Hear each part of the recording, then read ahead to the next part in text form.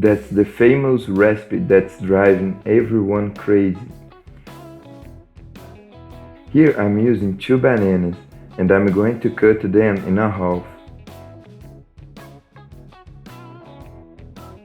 Then peel and reserve the banana next to it.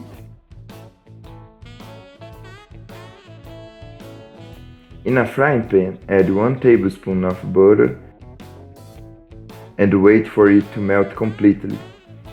Then add 1 tablespoon of sugar and stir until it turns into a caramel.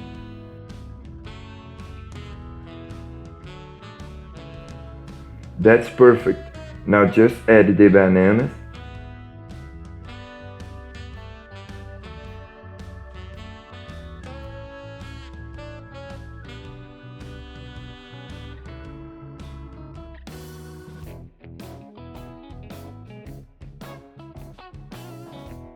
set aside the frying pan next to it.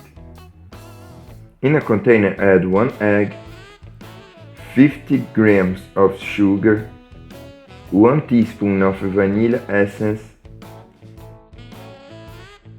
50 ml of oil, 100 ml of milk, and now mix everything very well.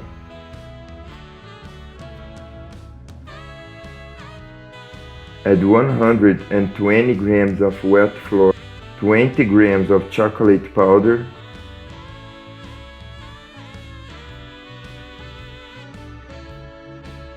and now mix until the dough is very smooth.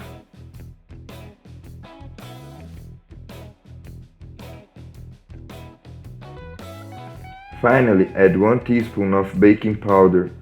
Mix lightly and the dough will be ready. Take the dough and pour over the bananas.